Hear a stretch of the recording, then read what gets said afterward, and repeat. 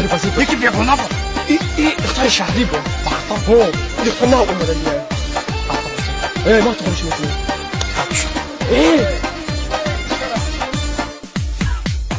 انا گوش کن چرا میده چکم مینیشم مینیشم که هم دختر که اومد اینه هم ده مینیشم که من آتشم دلی کبوت سوزه برای بچه مقتی بسته در شاخه گل سنبول بود سوزه برای بچه مقتی بسته در خانه اگر بیادی خون نالخونه برای بچه مقتی بسته بچه همه طور دلن نمیتونه اسمال برای بچه مقتی بسته مکی خش رو مکی بد روسته برای بچه مقتی بسته تو مزاری هم مزارش کن نگم برای بچه مقتی بسته گنداخش برای نگم بچه مقتی نسته برای بچه مقتی نسته برای بچه مقتی نسته برای بچه مقتی نسته السلام علیکم اصلا شباتی کار بازی می‌کنم این دختر که بازی بود کو حالا کجا رفت وقتا حالا فراری میکنه با برای روکه بچه کامتا دوست ندارم گفت ببین که بسرش کن من التماس بخشش ده بخشش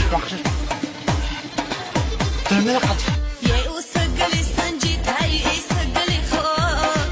برای بچه مقتی بسته خشو بچهی کلا با میگیر و میاد برای بچه مقتی بسته خشو بچهی کلا و شماش برای بچه مقتی بسته جون دنه که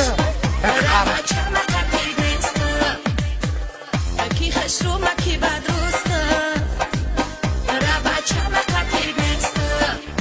یکم که خطر نیست می‌خوام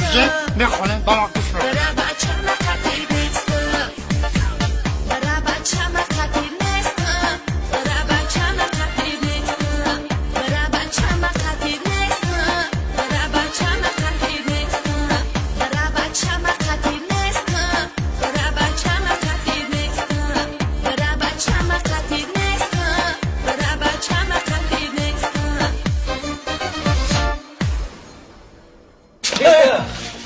السلام علیکم خوبی که کار دیگه خونه کی اکان برات نخوری کتا نخوری من